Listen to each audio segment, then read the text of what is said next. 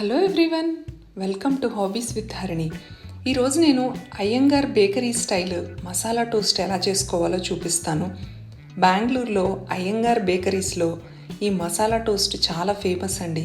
క్రిస్పీగా టేస్టీగా ఉండే మసాలా టోస్టు మన లంచ్ బాక్సెస్లో ప్యాక్ చేస్తే కూడా టేస్ట్ చాలా బాగుంటుంది. ఈజీగా ఇంట్లోనే సేమ్ బేకరీలో లాగా క్రిస్పీగా టేస్టీగా మసాలా టోస్టు ఎలా చేసుకోవాలో ఈరోజు చూద్దాము.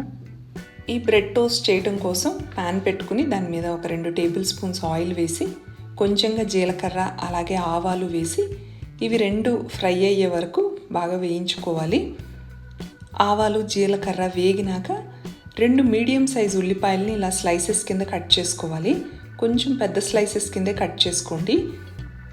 ఇలా కట్ చేసి వీటిని కూడా ఒక 2 నిమిషాలు ఫ్రై చేశాక అల్లం వెల్లుల్లి పేస్ట్ కూడా వేయాలి.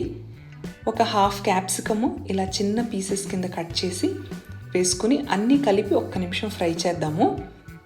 ఇవి ఫ్రై అవుతూ ఉన్నప్పుడే మనం 2 క్యారెట్స్ తీసుకోవాలండి. మనం ఉల్లిపాయలు ఎన్ని తీసుకుంటే క్యారెట్స్ అన్ని తీసుకోవాలి.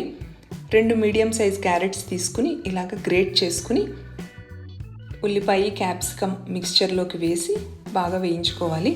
ఫ్లేమ్ లో టు మీడియం ఫ్లేమ్ పెట్టుకుని నిదానంగా 1 or 2 minutes ఫ్రై చేస్తే చాలండి. ఎక్కువ టైం ఫ్రై చేయక్కర్లేదు. ఇది ఒక 2 నిమిషాల తర్వాత ఉల్లిపాయ మనకి ట్రాన్స్పరెంట్గా అయిపోయింది అంటే సరిపోతుంది. ఇప్పుడు అన్ని మసాలా పొడులు వేసుకుందాము.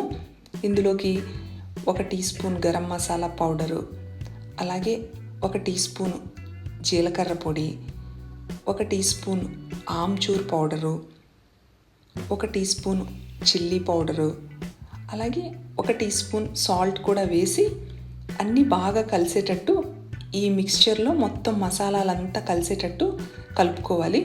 మీకు ఒకవేళ కలవలేదు అనుకుంటే కొంచెం ఒక చుక్క వాటర్ వేసైనా కానీ మిక్స్ చేసుకోండి. నాకైతే సరిపోయింది, ఉల్లిపాయల్లోంచి వాటర్ వచ్చింది. ఇవన్నీ బాగా మిక్స్ చేసుకుని ఒక 2 నిమిషాలు ఫ్రై చేసి స్టవ్ ఆఫ్ చేసి మనం ఈ మిక్స్చర్ని ఆరనిద్దాము. కొంచెం సేపు ఆరితేనే మనకి బ్రెడ్ మీద స్ప్రెడ్ చేయడానికి ఈజీగా ఉంటుంది. ఒక 5 to 10 minutes కనుక దీన్ని ఇలా ప్లేట్లో పెట్టి ఆరనిద్దాము. ఇంతలో మనం బ్రెడ్కి బటర్ అప్లై చేసి ఒక సైడ్ ఫస్ట్ బటర్ అప్లై చేయాలి.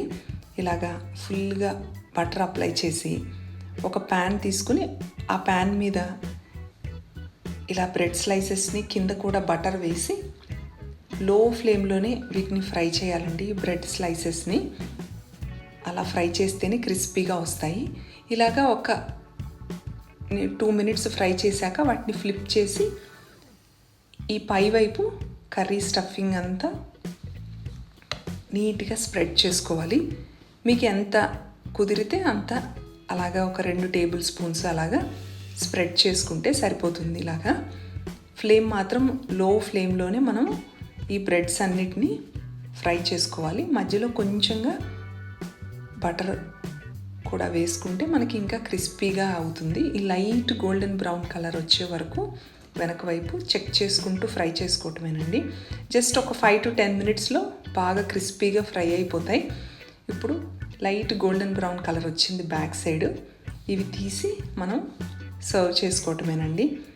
మన Iyengar bakery style masala toast ready అయిపోయింది. చూసారా, చాలా ఈజీ, 10 minutesలో అయిపోతుంది రెసిపీ.